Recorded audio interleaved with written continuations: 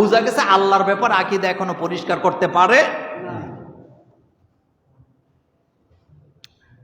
আল্লাহর দন খাজারে দিয়া নাকি মাথা ঠিক আছে? মাথা ঠিক আছে? আল্লাহ যদি শুধু খাজা নয়, আল্লাহ যদি আল্লাহর দন কারোরে দেয়, সেটা সহ্য করতে পারবে না? মানুষের ধারণ ক্ষমতা কদ্দুর? সর্বোচ্চ নিজের বডিটার চাইতে 1.5 গুণ, নাকি এর চেয়ে বেশি নিতে পারবে? একটা পাহাড়কে নাড়া দেওয়ার ক্ষমতা সমগ্র পৃথিবীর মানুষের নাই। ইন্না বাতশা রাব্বিকা লাশাদীদ। সুতরাং ওয়াজ মাহফিলে শুধু গেলে হবে না, যায় বুঝতে হবে আমাকে কি শিখাতে চাচ্ছেন। আল্লাহর ব্যাপারে আকীদা স্পষ্ট করতে হবে। সর্বময় ক্ষমতার মালিককে, সব জায়গার দৃষ্টি আছে, সব জায়গায় ক্ষমতা আল্লাহর হাতের ক্ষমতা আছে না নাই? আল্লাহর ক্ষমতা বলতে বোঝানো হয়েছে ইয়ালামু মা বাইনা আইদিহিম ওয়া মা খালফাহুম। সৃষ্টি জগতের যেখানে যা কিছু আছে সকল ব্যাপারে আল্লাহ অবগত আছেন। আমি দৃষ্টান্তটা এভাবে দেই, দেখেন আমরা বাংলাদেশে আছি, কুমিল্লা জেলায়। আমরা এখন কার জিকির করতেছি? কাকে ডাকতেছেন? কাকে সেজদা দিতে আসছেন? সেম ইউরোপ, আমেরিকা, অ্যান্টার্কটিকায় যদি কোনো মসজিদ থেকে থাকে, ওখানে যদি আল্লাহর কোনো গোলাম থেকে থাকে, কোথায় অ্যান্টার্কটিকা, কোথায় রাশিয়া, কোথায় কানাডা, কোথায় আমেরিকা, আমাদের সাথে যাদের বরাবর 12 ঘন্টা ডিফারেন্স, আমরা বাংলাদেশ থেকে এখন যদি আল্লাহর কাছে কিছু চাই, আর তারা যদি রাইতের এখন বাজে 12:30, তারা যদি ওখানে বসে আল্লাহর কাছে কিছু চায়, তাহলে আল্লাহ জবাব দেওয়ার জন্য একবার কানাডার দিকে তাকান লাগে, আর একবার জুমুরের দিকে তাকায়। আল্লাহর ক্ষমতাটা আপনি কিভাবে বুঝছেন? পৃথিবীতে যদি 800 কোটি মানুষ থেকে থাকে, পৃথিবীতে যদি কয়েক মিলিয়ন ট্রিলিয়ন ট্রিলিয়ন সিংহ, বাঘ, গরু, ছাগল, মহিষ, পিপিলিকা থেকে থাকে, সৃষ্টি জগতের সবাই যদি একসাথে আল্লাহর কাছে নিজ নিজ প্রয়োজনের কথা বলতে থাকেন, আল্লাহ একসাথে সবার কথার জবাব দেওয়ার ক্ষমতা রাখেন। তিনি হচ্ছেন আমার আল্লাহ। তিনি কে? আল্লাহ। চিৎকার দিয়ে বলেন আল্লাহু আকবার। এজন্য বলা হয়েছে আল্লাহু আকবার। সুতরাং অমুক দরবারে তুমুক দরবারে আল্লাহ বসে আছে, তোর মাথা খারাপ হয়েছে তো। আল্লাহ যেন আমাদেরকে হেফাজত করেন, আমরা বলি আমিন। আর এই ধরনের পাপের কারণে আমাদের উপরে কয়েকদিন পরে পরে এক একটা গজব আসে। হযরতে মূসা আলাইহিস সালাম, মনোযোগ দেন, হযরতে মূসা আলাইহিস সালাম লোকদেরকে বললেন তোমরা ঈমান আনো, নতুবা গজব আসবে। কয় গজবটা কি? কয় ব্যাঙ আসবে। কি আসবে? ব্যাঙ আসবে। লোকেরা কয় কত ব্যাঙ দেখলাম, কত ব্যাঙ মারলাম, ব্যাঙ আইসা আমাদেরকে করবেটা কি? লোকেরা বলতেছেন মূসা তোমার কথায় আমরা বিশ্বাস করতে পারছি না, ব্যাঙ তো আসতেই পারে, সমস্যা কি? ব্যাঙ দ্বারা আমাদের কোনো ক্ষতি হবে না। ঠিকই আল্লাহর গজব আসছে। ঘরে ব্যাঙ, বাইরে ব্যাঙ, গোসলখানায় ব্যাঙ, বুঝেননি কথা? সব জায়গায় কি প্রতিষ্ঠাটা কারে বলে? দিশা বিশা না পায় মূসা আলাইহিস সালামের কাছে যায়, কয় মূসা আল্লাহকে বলো আল্লাহ যেন ব্যাঙ গুলা উঠে নেয়, আমরা ঈমান আনবো। মূসা আলাইহিস সালাম দোয়া করতে আছে, আল্লাহ ব্যাঙ উঠায় নাও। ব্যাঙ আল্লাহ উঠায় নিছে। কুত্তার কথা বলেন, কুত্তাই তো বলেন, কুকুরের লেজ কি হয় না? এটা যদি 12 বছরও সুঙ্গার ভিতরে ঢুকান, এটা আবার যখন ব্যাঙ চলে গেছে, কয় মূসা তুমি জাদুকর, এই খেলা তুমি কেমনে দেখাও? মূসা আলাইহিস সালাম কয় গজব আবার আসতেছে। কয় কি গজব? কয় পঙ্গপাল আসবে। পঙ্গপাল চিনেন তো? আপনারা গাছ হরিণ বলেন। লোকেরা কয় এটা একটা জিনিস হইল। সকালবেলা সুবে সাদেকের পর আশ্চর্য হবেন, সমগ্র এলাকা অন্ধকার হয়ে গেছে। লোকেরা মনে করছে আকাশে মেঘ, কালো মেঘ, কিন্তু আসলে কি? পঙ্গপাল। সবগুলা একসাথে নামলেন। মানুষ এখন আর খাবার দাবারের কি নাই, সুযোগ নাই, ঘর থেকে বের হতে পারতেছে না। ঘরে পোকা, বাইরে পোকা, রাস্তায় পোকা। মূসা আলাইহিস সালামের কাছে যায়, কয় মূসা এগুলো সরাও, আর বরদাস্ত করতে পারতেছি না, আমরা ঈমান আনবো। সরাই দিছে দোয়া করে, আবার আবার যেই সেই। এখনো পঙ্গপাল আছে না নাই? ব্রাজিলের একটা এলাকায়, মেক্সিকোর একটা এলাকায় কিছুদিন আগে পঙ্গপাল আসছিল। ব্রাজিলেও আসছিল, মেক্সিকোতেও আসছিল।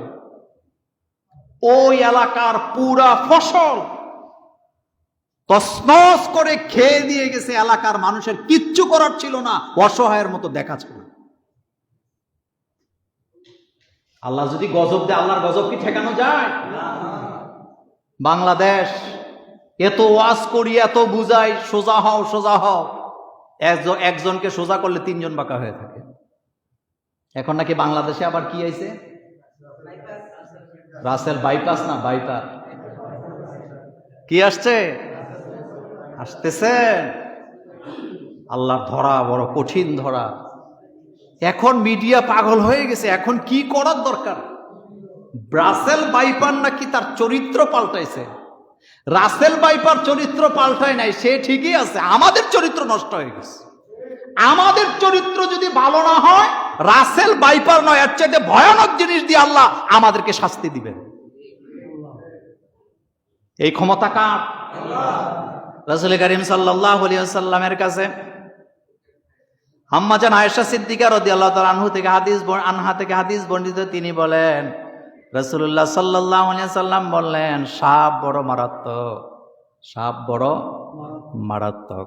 এটা যদি তোমরা দেখতে পাও, তোমরা এটাকে হত্যা করো। আল্লাহ রাসূল বলেন, তার এত ক্ষমতা, সে দৃষ্টিশক্তি কেড়ে নিতে পারে। আল্লাহ রাসূলের কথার মধ্যে বিজ্ঞান আছে। আল্লাহ রাসূলের কথার মধ্যে জ্ঞানে ভরা। একটা বিষাক্ত সাপ যখন মানুষকে কামড়ায়, বিষের যন্ত্রণায় প্রথমে তার চোখ দুইটা অন্ধ হয়ে যায়। সাপুরে নিয়ে আসবো তো সাপুরে বাঁচাইবো কেটায়? আচ্ছা, পৃথিবীতে সাপের কামড়ে সাপুরে মারা যায় নাকি যায় না? কথা কর না কেন? আল্লাহর দেয়া সাপ ভিন্ন ব্যাপার। মূসা আলাইহিস সালামের যুগে জাদু চলে। ফেরাউনের লোকেরা বড় বড় সাপ নিয়ে আইছে মূসা আলাইহিস সালামকে ভয় দেখাবার জন্য। আল্লাহ রাব্বুল আলামিন মূসাকে বলতেছে, মূসা, ভয় পাওয়ার কোনো কারণ নেই, তোমার হাতে কি? মূসা আলাইহিস সালাম কয়, হিয়া আসায়া, এটা একটা লাঠি, আতাওয়াক্কাউ আলাইহা, এটার উপরে বর দিয়া চলি, এটার উপরে। এরপরে এটা দিয়া ছাগলের পাতা পারি, ওলিয়া ফিয়া মাআরিবু উখরা, এটা দিয়ে আর অনেক কাজ করি। আল্লাহ বলেন, লাঠিটা ছেড়ে দাও। লাঠি ছেড়ে দিছে। এত জোরে হাঁ করছে, এত জোরে হাঁ করেছেন, তাফসিরে আসছে এই সাপের একটা মুখের অংশ ছিল মাটিতে, আর একটা ছিল আকাশে।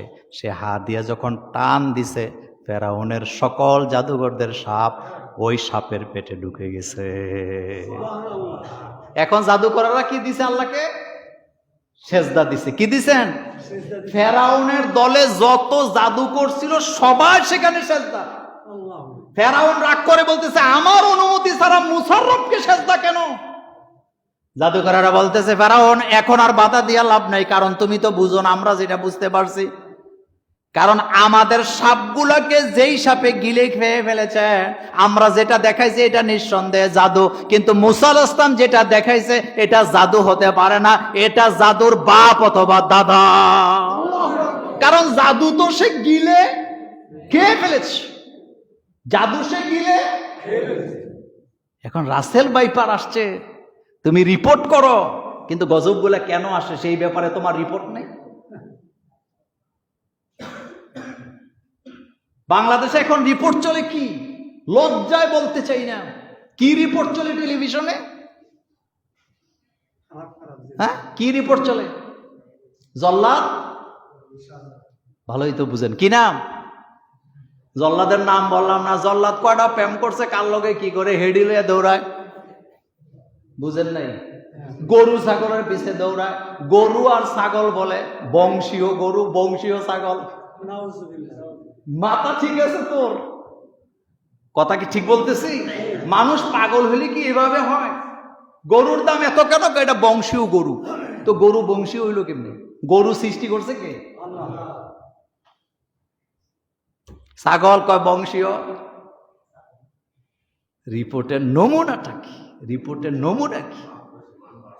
নোংরা জায়গা নিয়ে রিপোর্ট হয়, বাংলাদেশের জনগণের কল্যাণে বাংলাদেশের চ্যানেলগুলোতে একটা রিপোর্টও করা হচ্ছে না। সমকামীদেরকে প্রমোট করা হয়, ইহুদিদেরকে প্রমোট করা হয়, কিন্তু জমিন আল্লাহর জমিন আল্লাহর দিন কায়েমের কথা কোন চ্যানেলে বলা হয় না। গজব থেকে বাঁচবেন কিভাবে? রাসূল কারীম সাল্লাল্লাহু আলাইহি ওয়াসাল্লাম বলেছেন, আল্লাহ যখন রাগান্বিত হয় ওই এলাকা আল্লাহ বিষাক্ত পোকা পাঠায়, বিষাক্ত সাপদেরকে পাঠায়।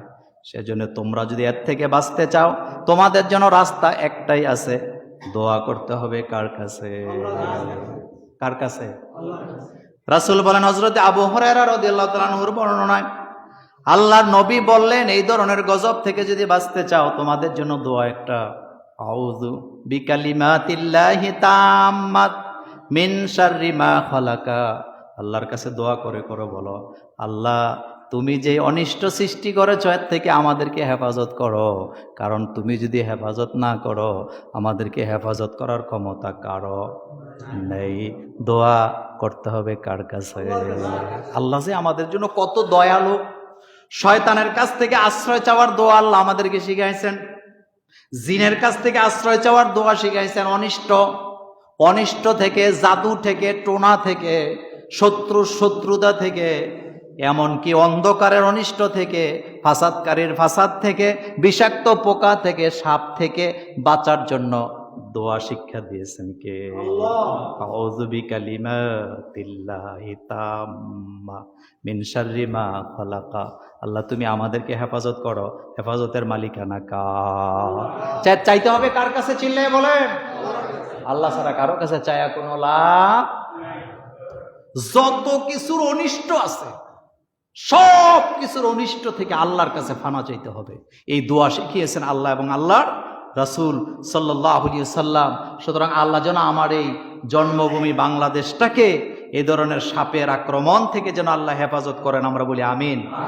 সাবধানতা অবলম্বন করতে হবে, সাপকে মেরে ফেলতে হবে, তবে খবরদার রাতের বেলা সাপ মারার দরকার নেই। রাসূল আবার বলছেন কোন কোন কালারের সাপগুলা মারতে হবে, যাদের গায়ে সাদা কালো দাগ থাকে এগুলাকে মারতে বলেছেন মুহাম্মদ সাল্লাল্লাহু।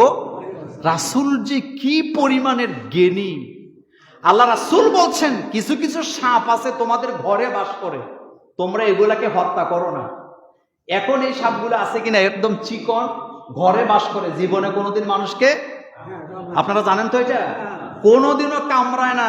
রাসূল, আমার রাসূল যে কি রাসূলটা পাইছিলাম। রাসূল বললেন ওই ঘরে যে সাপগুলা বাস করে তোমরা তাদেরকে কি করো না? হত্যা করো না, কারণ তারা নিরীহ। আসলে নিরীহ, তারা কামড় দেয় না, দেখলে মানুষ কামড়ায় ভয় পায়, কিন্তু এরা কখনো মানুষকে কামড়ায় না। কিন্তু রাসূল বলেছেন যাদের গায়ে দাগ আছে তাদেরকে হত্যা করো, কারণ এগুলা বিষাক্ত, তাদের কামড়ে মানুষ কি হয়? মারা যায়, মানুষের চোখ অন্ধ হয়ে যায়। রাসেল ভাইপার একটা সাপ, এটা কিন্তু দেখা যায় না, এটা দেখা যায় না, তবে আমি আপনাদেরকে বলছি এটা নিশ্চিত নিঃসন্দেহে আল্লাহর পক্ষ থেকে গজব। আল্লাহর পক্ষ থেকে নিঃসন্দেহে গজব, নিঃসন্দেহে গজব। বাংলাদেশের 18টা জেলা এটাকে এখন এটা মহামারী আকারে দেখাচ্ছে। কয়টা মারবেন আপনি? আল্লাহ যদি আপনাকে হেফাজত না করে কয়টা মারবেন? কয়টা মারবেন আপনি? আর বাচ্চা তো বাচ্চা 80টা পর্যন্ত দেয় একসাথে, একটায় কয়টা?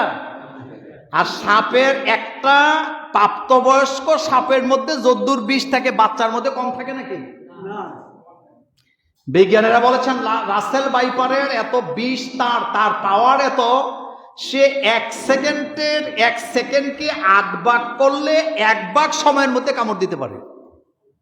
মানে 1 সেকেন্ডকে কয়বার? 8 ভাগ করে যতটুকু পাওয়া যায় এই সময়টার মধ্যে সে সবল মেরে আপনার শরীরের মধ্যে বিষ ঢুকাই দিতে পারে। একটা লোককে 10টা ভ্যাকসিন দেওয়া হয়েছে, কাজ হয় নাই। কথা কি বুঝতে পারছেন? কয়টা দিছে? 10টা। ভ্যাকসিনের উপরে আল্লাহকে ভুলে গিয়ে দেখেন না এখন কি ঢুকাই দিচ্ছে। কাজী ইব্রাহিম সাহেব, আল্লাহ তাকে হায়াত দারাজ করুক, কাজী ইব্রাহিম সাহেব এই করোনা ভাইরাসের ব্যাপারে যতগুলা বক্তব্য দিয়েছেন সবগুলা সত্য প্রমাণিত হয়েছে। তিনি বলেছিলেন এটা টিকা না, এটা বিষ ঢুকাইতেছে, টের পাইবেন 1 বছর পরে। এখন ডাক্তারের কাছে যাবে, ডাক্তাররা ডাইরেক্ট কয় আপনার চুলকায় কেন, কয় করোনা ভাইরাসের টিকার কারণে হয়েছে। তা আগে বলেন নাই কেন? ওই দিন এক ডাক্তারের কাছে গেছে রুগী, যায় বলছে ডাক্তার সাহেব আমার চুলকায়, কয় সমস্যা না, এটা টিকা দেওয়ার কারণে হয়েছে, তো ওষুধ দেন। ওষুধ দিতে পারবো কিন্তু ভালো করার গ্যারান্টি নাই, কারণ আমার নিজের মা বাপ 14 গোষ্ঠীর হয়ে রয়েছে, আমারও হয়ে রয়েছে, আমার নিজেরই ভালো হয় না। কথা কি বুঝেন? কোরআন হাদিস একদিনের জন্য আসে নাই, কিয়ামত পর্যন্ত কার্যকর আছে। আল্লাহ যেন এই জাতিকে হেফাজত করেন, আমরা বলি আমিন। আর জাতির চরিত্র কি, জাতির চরিত্র কি? এই যে কুরবানির ঈদ গেছে, কুরবানি দিছি আমরা কার জন্য? নামাজের পরে ইমাম লইয়া টানাটানি, মানে ইমামের ডান হাত ধরে সভাপতি, বাম হাত ধরে সেক্রেটারি, এক পাও ধরে কেশিয়ার, আরেক পায়ে ধরে কোষাধ্যক্ষ, টাইনে লইয়া রওনা দিছে, আমার গরু আগে জবে করা লাগবে। মানুষের মন মানসিকতা এত হীনমন্যতা হয়। ঢাকার গাজীপুরের কালীগঞ্জে নাকি কোথাও এই ঘটনা ঘটছে, ইমাম সাহেব সভাপতির গরু জবে করতে দেরি হয়েছে, এই জন্য ইমাম সাহেবকে লাগাইছে মাইক।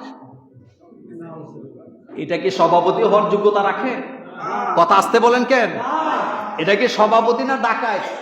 তো ডাকাতরে ধরে না, মসজিদের কমিটিতে যদি আপনি ডাকাতকে ধরে আনে, যদি আপনি সভাপতি বানান, শুধু ইমাম না মুয়াজ্জিন শুদ্ধ সবাই মার খাওয়ার সম্ভাবনা আছে।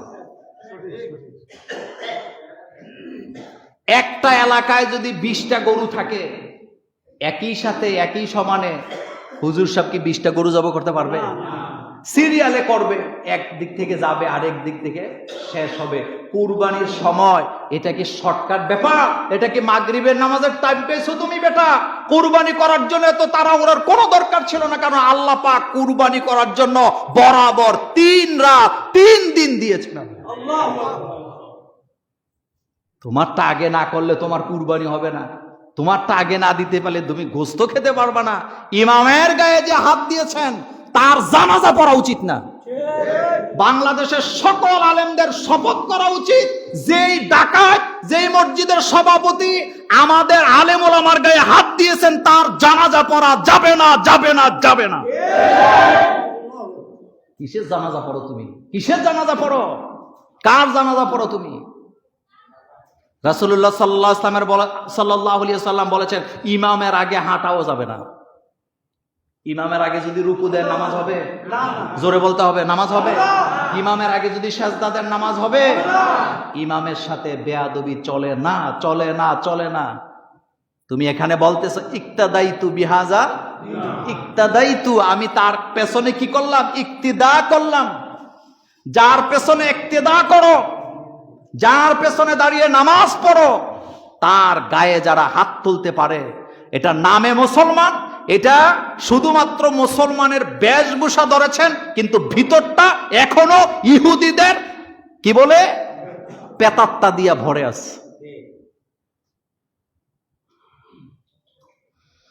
রাসূল করিম সাল্লাল্লাহু আলাইহি ওয়াসাল্লাম বলেছেন, ইবনে মাসউদ রাদিয়াল্লাহু তাআলা আনহু বলেন, রাসূলুল্লাহ সাল্লাল্লাহু আলাইহি ওয়াসাল্লাম বলেছেন, কোন ব্যক্তি কর্তৃক স্থানে অন্য কেউ তার ইমামের জায়গায় দাঁড়াতেও পারবে না। এখানে একজন ইমাম আছে না নাই? যত বড় আলেম আসুক, এখানে যত বড় আলেম আসুক, নির্ধারিত ইমাম যদি তাকে অনুমতি না দেয়, কারো বাবার ক্ষমতা নাই এখানে দাঁড়ায় নামাজ আদায় করে। নিষেধ করেছেন মুহাম্মাদুর রাসূলুল্লাহ সাল্লাল্লাহু আলাইহি ওয়াসাল্লাম। যদি অনুমতি দেয় ভিন্ন কথা, কিন্তু অনুমতি ছাড়া বসাও নিষেধ।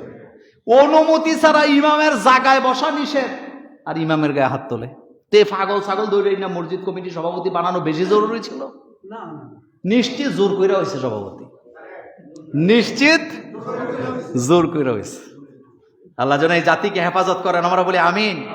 যাই হোক, আমি আমার মূল আলোচনা আবার কত কাহিনী।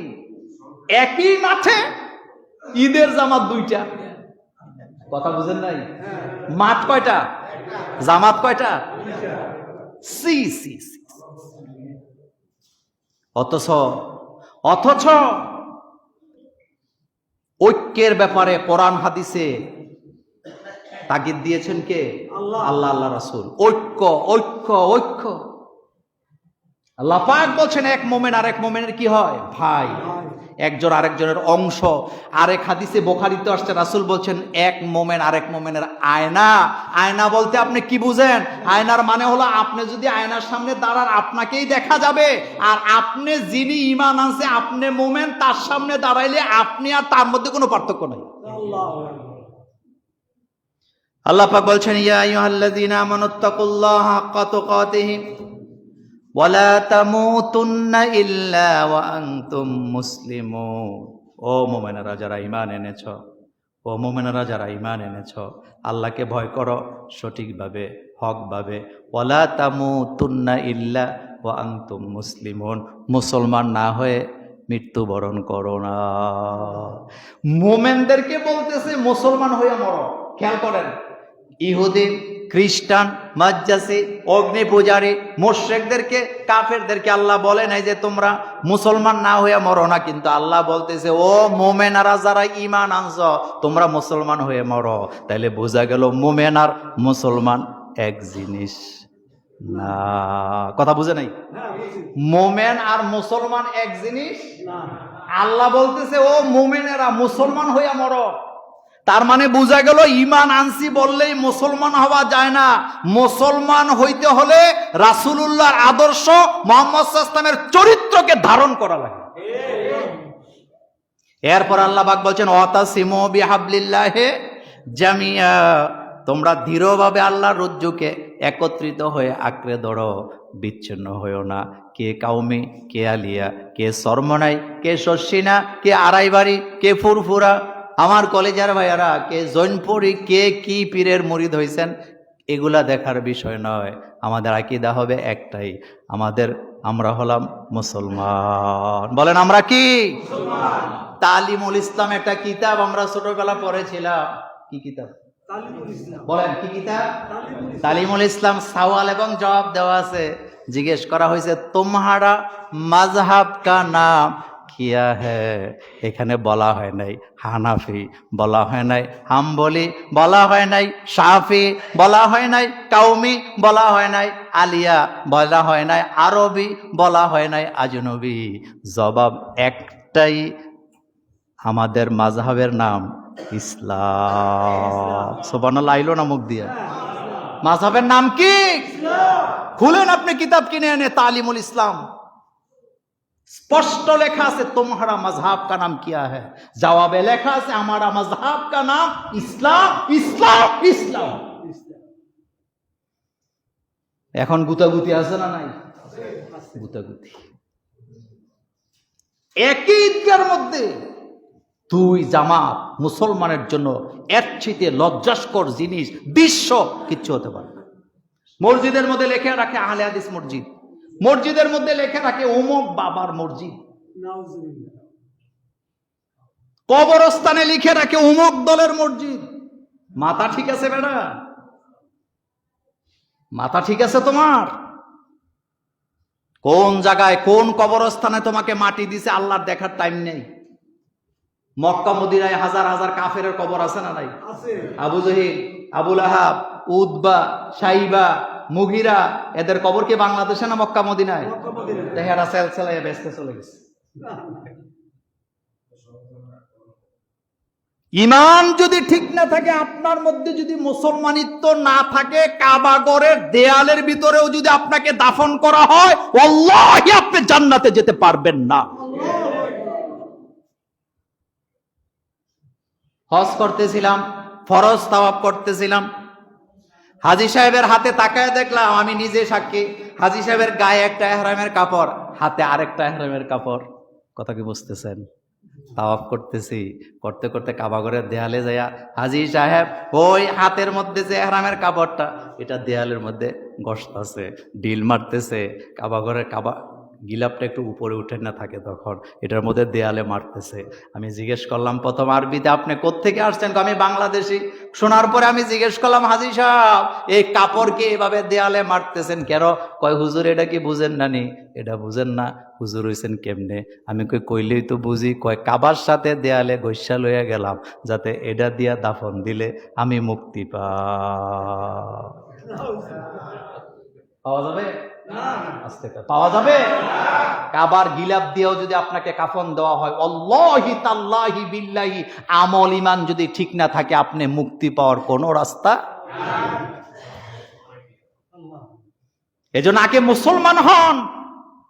সুতরাং একই ঈদগায় দাঁড়ায়া একই মাঠে দুই জামাত মুসলমানের শুধু আকীদার কারণে ভাগ ভাগ হয়ে নামাজ আদায় করা, এটা মুসলমান হতে পারে না, এটা মুসলমানের ঐক্য হতে পারে না, এটা মুসলমানের দৃশ্য হতে পারবে না। বরং মুসলমানদের আসল দৃশ্য দেখতে হলে আপনি আরাফাতের ময়দানের দিকে তাকান, আপনি মিনার দিকে তাকান, আপনি মুজদালেফার দিকে তাকান, আপনি কাবাগরের হেরামের দিকে তাকান। সেখানে তাকায়া দেখেন হানাফি নাই, শাফি নাই, হাম্বলি নাই, চরমনাই নাই, শর্ষিনা নাই, কিচ্ছু নাই, সব আল্লাহর গোলাম, আল্লাহর গোলাম, সবার মাযহাব ইসলাম, ইসলাম, ইসলাম। কোন ভাগ আছে? কোন ভাগ আছে? এখানে ভাগ হইতেছে কেন? বোঝা গেছে কোন না কোন জায়গা থেকে পয়সা আসে। কথা কি বুঝাইতে পারলাম? কোন না কোন জায়গা থেকে কি আসে? পয়সা আসে, পয়সা আসে। আল্লাহ যেন এই জাতিকে হেফাজত করেন, আমরা বলি আমিন। আমি আজকে মূল আলোচনায় চলে যাব। আজকে যে আলোচনাটা আমি তৈরি করেছি লম্বা আলোচনা, তবে এই আলোচনাটা 2 জুমা যাবে টানা ইনশাআল্লাহ। প্রথম কথাটি হচ্ছে, আজকের বাংলাদেশ নয়, সারা পৃথিবীতে সবচেয়ে ভয়ানক যে বিষয়, সেটা হলো পরিবারগুলো ধ্বংস হয়ে গেছে। কথা বুঝেন নাই? পরিবার ধ্বংস হয়ে গেছে। একটা সময় পরিবারের সংজ্ঞা কি ছিল? পরিবারের সংজ্ঞা ছিল মা, বাবা, ভাই, বোন, দাদা, দাদি, চাচা, চাচি নিয়ে একসাথে বাস করাকে পরিবার বলে। আর এখন পরিবার হইল মা, বাবা, ভাই, বোন, আর কিছু চাই না, এটা পরিবার। যার কারণে অশান্তি বাড়ছে না কমছে? এত আসতে বললে হবে? এখানে যারা বসে আছেন হাত উঠাইয়া বলতে পারবেন না যে আপনার পরিবারে 100% শান্তি আছে। আমরা শুধু শান্তির অভিনয় করে যাই, কিন্তু আসল শান্তি নাই। স্বামী আর স্ত্রী বানিয়েছেন কোন মিস্ত্রি, এরকম একটা গান আছে না? তো তোর মাথার মধ্যে দোষ আছে, কোন মিস্ত্রি বানাইছে তুই জানোস না এখনো? কে বানাইছে? আল্লাহ। আচ্ছা আপনারা বলেন তো, আদম এবং হাওয়া আলাইহিস সালাম, তাদের যে পরিবার, তারা যে স্বামী আর স্ত্রী, এটা কি দুনিয়াতে আল্লাহ বানাইছে না জান্নাতে বানাইছে? আপনাদেরকে মনে রাখতে হবে, আদমকে আল্লাহ বানাইছে জমিনে, মা হাওয়াকে বানাইছে জান্নাতে। যার কারণে আদমকে মাটি দিয়া বানাবার কারণে পুরুষদের সম্পর্ক মাটির সাথে, আর মহিলাদেরকে জান্নাতে বানার কারণে মহিলাদের মধ্যে সাজু গুজু থেকে শুরু করে সকল চাহিদা ডবল ডবল আছে না? আপনি তো খেলাটাই বুঝেন নাই। আপনি খালি মনে মনে ভাবতেছেন মহিলারা আলতা দেয়, সুনু দেয়, পাউডার দেয়, জিনিস পরে, নাকে দুল দেয়। আমি কি অপরাধ করছি? আপনাকে বুঝতে হবে আল্লাহ পাক আপনাকে এই জমিনে বানিয়েছেন, এবং আদম আলাইহিস সালামের শরীরের মধ্যে সারা পৃথিবীর সব জায়গার মাটি আছে। যার কারণে একই আদমের সন্তান, কোনোটা কালো, কোনোটা সাদা, কোনোটা লাল, কোনোটা শ্যামলা, কোনোটা আবার আফ্রিকার মানুষগুলো একেবারে কালো। এটা শুধুমাত্র আদমের কারণে। আদম আলাইহিস সালামের গায়ে সব জায়গার মাটি দিয়ে আল্লাহ আদমকে বানাইছে। কারিগরটাকে আল্লাহ। জান্নাতে বানাইছে মা হাওয়াকে। হযরত আদম আলাইহিস সালাম জান্নাতে একা আছেন। মানুষ একা থাকতে পারে না, একটা বউ লাগে রে ভাই। কি লাগে? এখন তো ফিতনা দাঁড়াইছে, বড় লোকেরা বিয়ে করতে চায় না। আপনারা তো জানেন না সব ঘটনা, আমরা তো গবেষণা করতে যেয়ে পাই অনেক কোটিপতির আছে বিয়াটাকে মনে করে বোঝা, যার কারণে মাল আছে, হোটেলে যায় কাম সারে। এমন জঘন্য অপরাধী বাংলাদেশও বাড়তেছে না কমতেছে? হারাম সম্পর্কগুলো উন্মুক্ত করা আছে।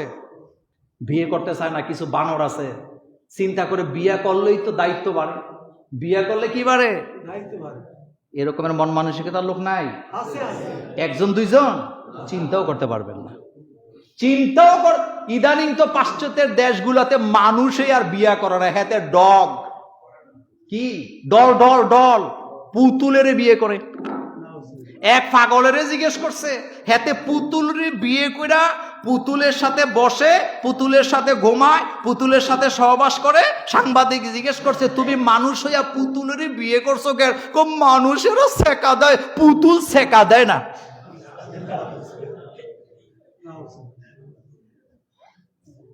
মাথা ঠিক আছে? মাথা ঠিক আছে? হযরত আদম আলাইহিস সালামকে আল্লাহ কি সুন্দর করে অর্ডার করলেন, ইয়া আদম মুসকুন আনতা ওয়া যাওজুকাল জান্নাহ ফাকুলা মিনহা রাগাদান হাইসু শি'তুমা। আদম তুমি জান্নাতে তোমার বিবিকে নিয়ে থাকো, আনন্দেই থাকো, যা ইচ্ছা তা খাও, যেখানে ইচ্ছা সেটায় যাও। ওয়ালা তাকরাবা হাযিহিস শাজারা, ওই গাছের নিকটে যেও না, ফাতাকুনা মিনাজ জালিমিন, যদি যাও তুমি জালেমদের অন্তর্ভুক্ত হয়ে যাবা।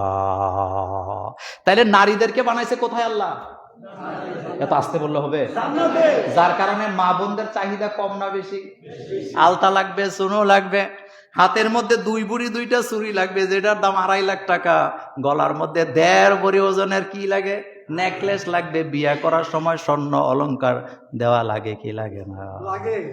এটার জন্য আফসোস করবেন না, বরং এটা দিবেন, ক্ষমতা থাকলে, তৌফিক থাকলে দিবেন, কারণ এটার জন্যই স্বর্ণ আল্লাহ বানাইছে। যখন আলহামদুলিল্লাহ।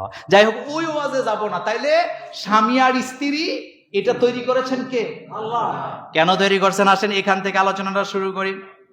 আল্লাহ রাব্বুল আলামিন কোরআনুল কারীমে কি সুন্দর করে আমাদেরকে বলেছেন, আন খালাকা লাকুম মিন আনফুসিকুম আজওয়াজা লিতাসকুনু ইলাইহা ওয়া জাআলা বাইনাকুম মাওয়াদ্দাতা ওয়া রাহমা।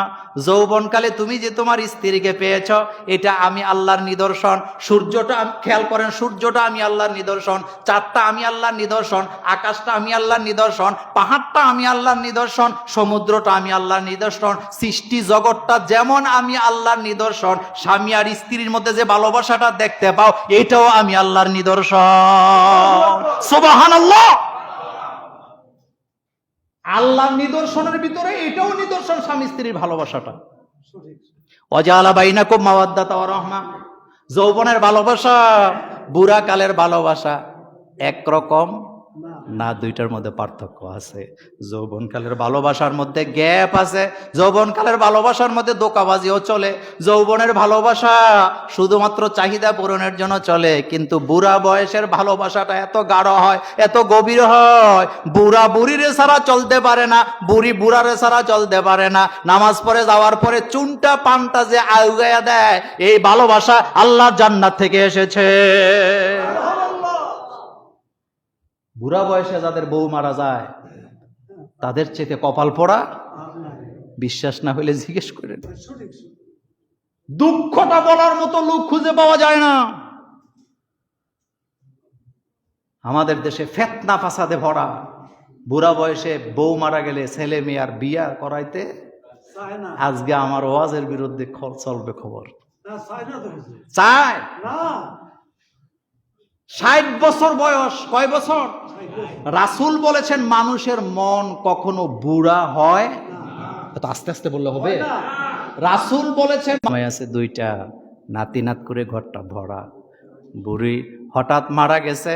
বুড়ি যখন মারা গেছে, নাতিয়ে তেল নিয়ে আইছে, নাতিনে পায়ের মধ্যে তেল মালিশ করে, পুত্রবধূ নলা দিয়া লোকমা দিয়া খাওয়ায়া দেয়, মাথা মালিশ করে দেয়।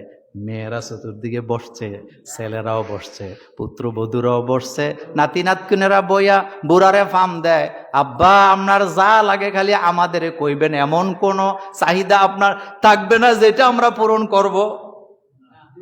কথা কয় না কেন? পূরণ করব না, যা চাইবেন তা পাইবেন, শুধু মসজিদে যাইবেন আর বাড়িতে আইবেন, নামাজ আদায় করবেন, আপনারে কোনো অভাব দেমো না, একদিন, 2 দিন, 3 দিন, 6 মাস পরে বুড়া দেখতে পাইতেছে সব আছে, কিন্তু মনের ভিতরে শান্তি নাই। কারণ শান্তি থাকবে কেমনে? যেটা আল্লাহর নিদর্শন সেটা আল্লাহ তার কাছে নিয়ে গেছে। এখন যদি নিদর্শন পাইতে হয় তাকে আরেকটা বিয়া করা লাগবে। কয়েকদিন পরে মনে মনে ভাবতেছে আমি যদি আরো 30 বছর হায়াত পাই, এই 30 বছর এভাবে একাকিত্ব, আমার মানসিক যন্ত্রণা আমার কাছে ভালো লাগে না। এবার যেই মাত্র বলতেছে আমি আরেকটা বিয়া কইরাম, এখন ছেলে মেয়ে আত্মীয় স্বজন কয় বুড়ার মাথা খারাপ। কথা বলেন না কেন? পুত্রবধূরা আর কথা কয় না, নিজের মেয়েরাও আর বাপের বাড়িতে যায় না।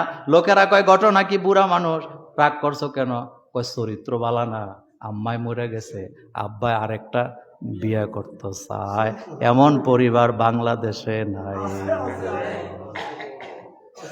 কম না বেশি? কম না বেশি? খারাপ লাগতেছে?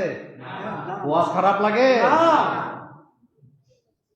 এখন কি বলতেছে? বুড়ো বয়সে আরেকটা বিয়ে করবেন আব্বা, যদি আরেকটা বাচ্চা হয়। তোর মার গরো যে 7টা হয়েছিল, একজন হওয়ার পরে তখন তুই কস না যে আরেকটা হইলে বাঘ বসাবে? অথচ আল্লাহ কোরআনে বলতেছেন যে আসতেছে সে রিজিক নিয়েই আসতেছে, একজনের রিজিকে কখনো আরেকজন বাঘ বসাবার ক্ষমতা নেই। আজকের ওয়াজ সেই জায়গায় না, আজকের ওয়াজটা ওই জায়গায়। তাহলে বোঝা গেছে স্বামী স্ত্রীর ভালোবাসাটা কার নিদর্শন? এটা মোল্লার কথা না আল্লাহর কথা? আল্লাহ বলছেন এটা আমার নিদর্শন, এটা দাম্পত্য জীবনের চরিত্র। আপনি গাছের মধ্যে দেখবেন একটা ডালার মধ্যে জীবনে একটা পাখি একা পাবেন না। পাখি যোগল বানতে দেরি করে না, আল্লাহ তাদেরকে মিলাইয়া দেয়। কবুতরের দিকে তাকায় দেখবেন 2টা একসাথে, বকের দিকে তাকায় দেখবেন 2টা একসাথে, কোকিলের দিকে তাকায় দেখেন 2টা একসাথে, কাকের দিকে তাকায় দেখেন 2টা একসাথে। এটা আল্লাহ পাকের নিদর্শন। আল্লাহ বলছেন অখলাকনাকুম আজওয়াজা, আমি জোড়ায় জোড়ায় তোমাদের সবকিছু সৃষ্টি করেছি, এটা আমার নিদর্শন। সুতরাং একজন মরে গেলে আরেকজন বিয়ে করতে পারবে না, এটা কখনো আল্লাহর নিদর্শন হতে পারে না। আর বিয়ার আগে 14 বার কসম দেয়, তুমি তো আমি মরে গেলে বিয়ে করে দেবে। তো তুমি মরে গেলে আমি বিয়ে করলে তোমার সমস্যাটা কি?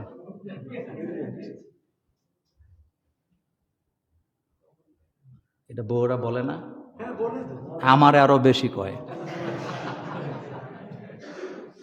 চিন্তা তো একটাই, আমি মরে গেলে আপনি বিয়ে করে ফেলবেন। তা আমিও কম না, আমি হাসি দিয়ে বলে তুমি মরে গেলে আমি বিয়ে করলে তোমার সমস্যা কি? তার মানে অবস্থাটা কি দেখেন না, কথা তো বুঝার জন্য বলি। অবস্থাটা হলো আজকে 3 দিন বউ নাই, আট পুড়ছি 2 বার। কয়বার?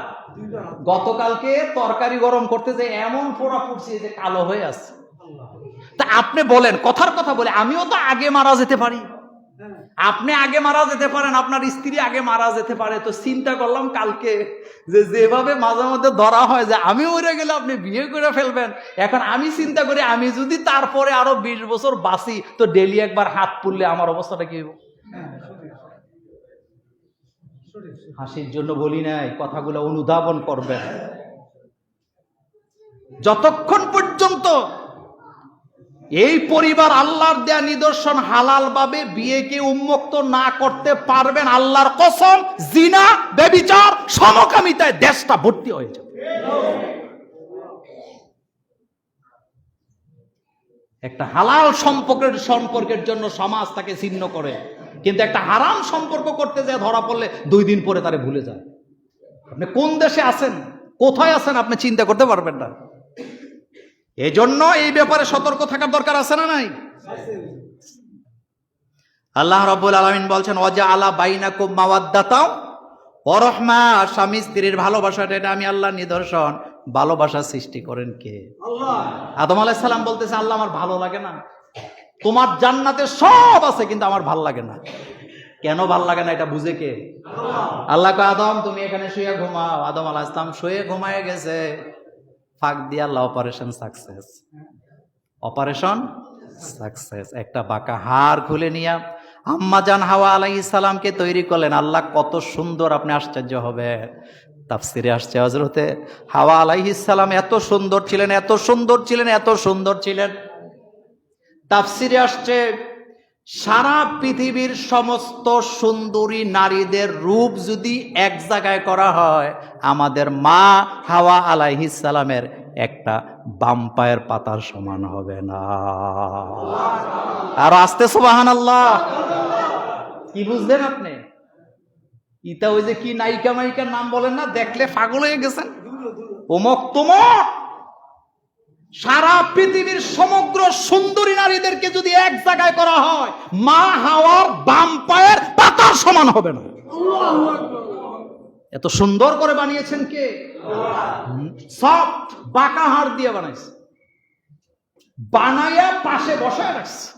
আদম আলাইহিস সালাম ঘুম থেকে জাগ্রত হলেন, জায়গায় দেখতেছেন এমন একজন বসা যাকে দেখলে তাকে ফিল করা যায়। কি করা যায়? কথা কয় না। একজন সাহাবা এসে রাসূলের কাছে বললেন, ইয়া রাসূলুল্লাহ সাল্লাল্লাহু আলাইহি ওয়াসাল্লাম, অমুক মেয়েকে আমি বিয়ে করতে চাই। আল্লাহ নবী বলেন, যাকে বিয়ে করতে চাও তাকে আগে দেখবা। তাকে, কথা বুঝে না, তাকে দেখবা, তবে দেখাটা ভালো করে দেখবা। আবার কালকে ফতুয়া দিয়ে না, হাদিস বলতেছি আপনাকে আমি। রাসূল বলতেছেন তুমি তাকে দেখো, তার সাথে কথা বলো। প্রেম নিবেদনটা যদি আসে, অর্থাৎ তোমার মধ্যে যদি তার সাথে কথা বলার পরে দেখার সময় যদি তার দিকে তোমার আকৃষ্ট হও, তার জন্য যদি তোমার ভালোবাসার হৃদয়ে জাগ্রত হয়, তাকে বিয়ে করো, তুমি শান্তিতে থাকবা। এটা হাদিস, এটা সহিহ হাদিস। কিন্তু এটাকে প্রেম করার কথা বলছে নাকি? রাসূলকে বলা হয়েছে, হুজুর আমি অমুক মেয়েকে বিয়ে করতে চাই। রাসূল বলছেন তুমি তার আগে দেখো, ভালো করে দেখো। কিন্তু ভালো করে দেখার অর্থ হলো গরুর বাজারের গরুর মতো এরকম দেখা নাকি? মা, খালা, চাচি, বোন, ভাবি, দুলাভাই, খালতো ভাই, মামতো ভাই, 14 গোষ্ঠী, এলাকার হাজি 16 জন আইছে। কয়জন? পুরা ড্রয়িং রুমে জায়গা নাই, খাওয়া দাওয়া খাইয়া ফ্যাট পুরা। এবার আনেন মেয়ে নিয়ে আসেন, মেয়ে দেখবো না তো মেয়ে দেখতে আইছে। এবার মায়েরা কয় চুল দেখা, চোখ দেখা, নাক দেখা, দাঁত দেখা, পাও দেখা, হাইটটা দেখা, কলজা দেখা, গুদ্দা দেখা। তো তুই বেড়া মাইয়া দেখতে আইছ না তুই গরুর বাজারে গরু কিনতে আইছ? বেড়া নিকৃষ্ট মনের মানুষেরা। আল্লাহ কোরআনে বলছেন, লাকাদ খালাকনাল ইনসানা ফি আহসানি তাকওয়িম। আমি মানুষকে সুন্দর আকৃতিতে বানিয়েছি। এটা হোক আফ্রিকার, হোক মিশরের, প্রত্যেক মানুষকে আল্লাহ সুন্দর করে বানিয়েছে। আমি আমার মা বোনদেরকে অনেক সময় বলে দেই, মেয়ে দেখতে আইসা যদি ছেলে পক্ষ বলে দাঁত দেখাও, চুল দেখাও, কলজা দেখাও, গুদ্দা দেখাও, ছেলের আইনা কইবা তোর হাত তুই দেখা, তোর কলজা দেখা, গুদ্দা দেখা, তোর টুপি খুল, তোর চুল দিকে। এগুলা হাদিসে আসে। আবার ইদানিং আরেকটা ফ্যাশন চলতেছে, কি জানেন? আংটি পরায় 1 বছর। কয় বছর? দেখতেছে, টেস্ট করতেছে, ভাল লাগেনি। আস্তাগফিরুল্লাহ, নাউযুবিল্লাহি মিন যালিক। ছেলে দেখবেন তিনি, বিয়ে করবেন যিনি। মেয়ে দেখবেন তিনি, যে ছেলে বিয়ে করবে এর বাইরে কেউ দেখতে বাপেও না, বাপেও না, বাপেও না। দুলাভাই তো অনেক দূরের কথা। কারণ ছেলের জন্য বউ দেখতে যাইয়া বাপে বিয়ে করছে, এমন ঘটনা নাই?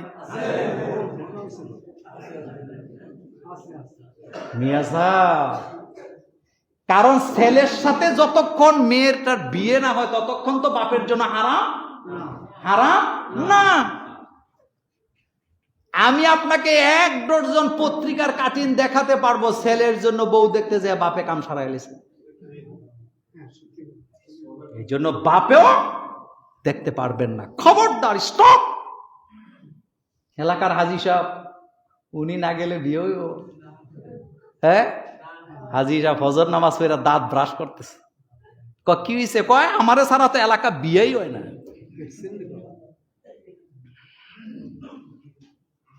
তাহলে দেখবেন তিনি বিয়ে করবেন, তাকে যদি ফিল করে, যদি মনে হয়, আকৃষ্ট হয়, রাসূল বলছেন তাকে তুমি বিয়ে করো। আলহামদুলিল্লাহ পড়েন, কারণ এটা কার নিদর্শন? ওই যে আয়াত, ওয়াজআলা বাইনাকুম মাওয়াদ্দাতাও ওয়া রাহমা। এটা কার পক্ষ থেকে আসে? আল্লাহর। অটোমেটিকলি আল্লাহর হৃদয়ে ভালোবাসা তৈরি করে দেন। কোথায় ফরিদপুরের ছেলে, কুমিল্লার মেয়ে, দিনাজপুরের মেয়ে, কুমিল্লার ছেলে, কোনোদিন তার সাথে কোনো দেখা নাই, কথা নাই। তাকে দেখার পরে, তার সাথে বিয়ে হওয়ার পরে একজন আরেকজনের জীবন দেওয়ার মতো ভালোবাসা তৈরি হয়। এটা করে দেন কে? সুবহানাল্লাহ। আসে না? এটা এমনি এমনি আসে না। এখানে একটা যন্ত্র আল্লাহ ফিট করে রাখছে। আপনার কাছে কি মনে হয় এখানে একটা কি ফিট করে রাখছে? একটা যন্ত্র এখানে আছে, আল্লাহ পাক এটাকে ফিল করায়। আদম আলাইহিস সালাম চোখ খুলে দেখলেন আম্মাজান হাওয়া আলাইহিস সালাম বসা। তিনি আল্লাহকে সেজদা দিলেন। আল্লাহকে সেজদা দিয়ে বলেন, আল্লাহ আমার অভাব পূরণ হয়ে গেছে। ছেলেটা এই ঘরে শুয়ে থাকে, ওই ঘরে বসে থাকে। আপনি বাপ, আপনি মা, আপনি বুঝতে পারেন না ছেলেটা কি চায়। মেয়েটা চুপচাপ থাকে, আপনি বুঝতে পারেন না আপনার মেয়ে কি চায়। আপনি বাপ মা হিসাবে ব্যর্থ। এখন জাইকা ফাইকা অমক তমক ডবল আপার, আরে বাপরে, বিশ্ব থেকে আমাদের অনুদান বন্ধ হয়ে যাবে। কেন বন্ধ হবে? 18 বছরের আগে বিয়ে দেওয়া যাবে না। তো 12 বছরের মায়া যে ভাগ্যে যায়। ক্লাস 5 মেয়ে বাপের টাকার পকেট কাইটা কক্সবাজার। কিসে পড়ে? কথা কন না কেন? আমি কথা তো রেকর্ড হয়ে যায়, কিন্তু কথা তো বলতে হবে। 18 বছরের নিচে কোনো মেয়ের যদি বিয়ে হয়, এলাকার চেয়ারম্যান জেলে যাবে, মেম্বার কমিশনার জেলে যাবে, কাজী জেলে যাবে, মোল্লা জেলে যাবে, ছেলে মেয়ের বাপ মা জেলে যাবে। কিন্তু 12 বছরের মাইয়া যে ভিক্টোরিয়া কলেজে যে ঘুরে, কুমিল্লা পার্কে যে ঘুরে, চিড়িয়াখানা যে ঘুরে, এরপরে কি কথা সত্য করে কিনা? কথা বলেন না কে? সব চলে। কুমিল্লা কোর্টে যায় দেখেন। সেদিকে গেলাম না। কথা যেহেতু আলোচনাটা অনেক লম্বা ছিল, আমি সামনের দিকে যেতে চাই। অনেক গুরুত্বপূর্ণ কথা আমাদের পারিবারিক ব্যাপারে আমার কাছে আছে। আমি সবগুলা কথা আপনাদের জন্য বলবো, সব কথা বলবো আগামী জুমাতে। শুধু পরিবার, আপনার স্বামীর সাথে, আপনার স্ত্রীর সাথে, স্বামী তার স্ত্রীর সাথে, স্ত্রী তার স্বামীর সাথে কি আচরণ করা দরকার, কি চরিত্র নিজের মধ্যে ধারণ করলে পরে সংসারে শান্তি পাওয়া যাবে, এই ব্যাপারে গুরুত্বপূর্ণ কথা আপনাদের জন্য আছে ইনশাআল্লাহ। আজকে একটা হাদিস বলি। রাসূলুল্লাহ সাল্লাল্লাহু আলাইহি ওয়াসাল্লাম তিনিও কিন্তু স্বামী ছিলেন, ছিলেন না? আমরাও স্বামী, রাসূলুল্লাহ স্বামী। পার্থক্যটা কি? পার্থক্যটা কি? একটা হাদিস বলি। একজন হযরতে আন আসওয়াদ রাদিয়াল্লাহু তাআলা আনহু তিনি বলেন, সাআলতু আয়েশাতা, আমি মা আয়েশাকে জিজ্ঞেস করলাম, মা কানা নবী সাল্লাল্লাহু আলাইহি ওয়াসাল্লাম ইয়াসনাউ ফি আহলিহি। আম্মা জান আয়েশা সিদ্দিকা রাদিয়াল্লাহু তাআলা আনহাকে জিজ্ঞেস করলাম, মা আয়েশা বলেন তো রাসূলুল্লাহ সাল্লাল্লাহু আলাইহি ওয়াসাল্লাম যখন ঘরে থাকতেন তিনি ঘরের ভিতরে কি করতেন? কথা কি বুঝেন? ঘরের ভিতরে তিনি কি করতেন? বিশ্ব নবী, আকাশের নিচে জমিনের উপরে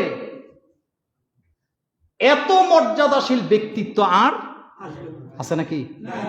তার ব্যাপারে প্রশ্ন করা হচ্ছে, তিনি ঘরের ভিতরে কি করতেন? আমরা তো ঘরের ভিতরে বসে বসে ভাইয়ের বিরুদ্ধে ষড়যন্ত্র করি, মানুষের বিরুদ্ধে করি, বউর লগে ঝগড়া করি, বউরে গালাগালি করি, চটকানা দেই, গাল ফাটায় লাই, নাক ফাটায় লাই। রাসূলের ব্যাপারে বললেন, মা আয়েশা বলেন, ক্বালাত কানা ফি মিহনাতি আহলিহি। রাসূলুল্লাহ সাল্লাল্লাহু আলাইহি ওয়াসাল্লাম যখন ঘরে থাকে তার প্রধান কাজ সেখানে তিনি স্ত্রীদেরকে কাজে সাহায্য করে। আল্লাহু আকবার বলো মিয়া।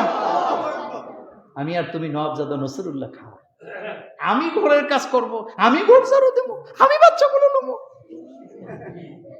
এই মন মানসিকতা টেন্ডেন্সি আমাদের মধ্যে আছে না নাই? ইসলাম বুঝেন নাই আপনি এখনো। বিশ্ব নবী প্রেসিডেন্ট, তিনি তখন প্রেসিডেন্ট, এত বড় পাওয়ারফুল সুলতানের নাসির আল্লাহ যাকে দান করলেন, তার ব্যাপারে মা আয়েশা সাক্ষী দিচ্ছেন, তিনি যখন ঘরে থাকতেন তেনার প্রধান কাজই ছিল তিনি স্ত্রীদের কাছে সাহায্য করতেন। সুবহানাল্লাহ। ব্যাখ্যা দেই কই, সময় পাই কই। আগামী জুমাতে সবগুলো কথা আমি আসছে, অনেকগুলো গুরুত্বপূর্ণ পয়েন্ট আমি রাখছি আপনাদের জন্য। মা আয়েশা বলেন রাসূলের প্রথম কাজই ছিল স্ত্রীদের কাছে সাহায্য করা। রান্না করলে রান্নায় সাহায্য করতেন, ঘর পরিষ্কার করার সময় রাসূল সাহায্য করতেন, বিছানা পরিষ্কার করার সময় রাসূল সাহায্য করতেন। নিজের জুতাটা বিশ্ব নবী রাহমাতুল লিল আলামিন নিজে সেলাই করতেন, আর আমাদের ফিসা হুজুররা জুতাটাও নিজে পরতে রাজি না। এক পিসাবের ফোলা, কথা বুঝতেছেন? খাদেমের তো অভাব নাই, জন্মের পরের থেকেই সেবা। তো পিসাবের পোলা এক ঘর থেকে আরেক ঘরে যাওয়ার সময় আসার খায়া পড়ছে। কি আসার খায়া পড়ে না মানুষ? বৃষ্টির মধ্যে আসার খায়া পড়ছে, পয়রা সে আর উঠে না, সে আর মানে সে অপেক্ষা করতেছে খাদেম আইসা তারে উড়াই তুইব। আরেক ঘর থেকে খাদেম আইসা তারে এটি তো আবার খাইয়া খাইয়া বস্তার মতো হয় অনেকটি, তাই না উড়াইয়া। খাদেম বলতেছে বাবাজি আপনি পড়ে গেলেন, উঠলেন না কেন? কয় পড়ে গেছি তো অ্যাক্সিডেন্ট, কিন্তু তোলা তো তোমার কাছে। বুঝেন নাই? আর বিশ্ব নবী যার সাথে পৃথিবীর সকল পীরকে একসাথে করে তুলনা করা যায় না, মা আয়েশা বলেন তিনি স্ত্রীদের কাছে সহযোগিতা করে ঘরের ভিতরে জুতা সেলাই করে, নিজের কাপড় নিজে সেলাই করে। কোন দিকে দৌড়াইতেছেন আপনি? কোন দিকে দৌড়াচ্ছেন? এখন এরপরে কি বললেন? মা আয়েশা বললেন ফাইদা হাদারাত সালাত, যখন নামাজের সময় হয় কমা ইলাস সালাত, রাসূল জামাতে চলে যায়। সুবহানাল্লাহ ভাইজি। যখন নামাজের সময় হয় তখন কোথায় যায়? আর আমরা ঘুষি ডেলি একবার। মাইটটা শুরুই করে নাক থেকে, হই নিজে তোর নাক ফাটাইলাম, তো নাক তুই পুরো আব্বাই বানাইছে। স্ত্রীদের গায়ে যারা হাত তোলে, স্ত্রীদের গায়ে যারা বিনা কারণে হাত তোলে, যারা স্ত্রীদেরকে মারে, স্ত্রীদেরকে রক্তাক্ত করে, তারা দুর্বল পুরুষ, তারা কাপুরুষ, তারা অযোগ্য পুরুষ, তারা অথর্ব পুরুষ, তারা হিজড়াদের ভাই বোন। বীর পুরুষেরা কখনো স্ত্রীর গায়ে হাত দেয় না, বরং এখান থেকে ভালোবাসা আদায় করে। এটা তোমার ফসলের জমি, মোল্লার কথা না আল্লাহর কথা? এটা কিসের জমি?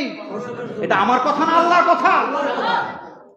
এখান থেকে ফসল উৎপাদন করার জন্য দিছে এটাকে মারার জন্য দেয় নাই। যারা মারে তারা নিশ্চিত অযোগ্য, কোনো না কোনো জায়গা থেকে অযোগ্য, তার যোগ্যতা নাই। যোগ্য পুরুষ কখনো স্ত্রীর গায়ে হাত তোলে না। স্ত্রী যদি আঁকা বাঁকা হয়, তাকে শাসন করার অধিকার আছে না নাই? সেটা কেমন হবে? স্বামী যদি তার স্ত্রীর জন্য একটা জামা কাপড় আনে, স্ত্রী কেমন আচরণ করবে? স্ত্রী যদি রান্না বান্না করে সামনে দেয় শখের খাবার, তার আচরণ কেমন হবে? সবগুলা একেবারে দলিল সহকারে আগামী জুমাতে আপনাদের জন্য হাজির করব ইনশাআল্লাহ। আমি প্রশ্নের উত্তরে যাচ্ছি। মৃত ব্যক্তির খাটিয়া কাঁধে নিয়ে পর্যায়ক্রমে 1 থেকে 10 কদম, এভাবে 40 কদম গণনা করা, এটা সম্পর্কে ইসলাম কি বলে? এটা করে আপনাদের এলাকায় না? জিকির করতে করতে নিয়ে যাবেন। কি করতে করতে নিয়ে যাবেন? এমন পরিবেশ যেখানে হাঁটার ব্যবস্থা নাই, তাহলে কি মুদ্রার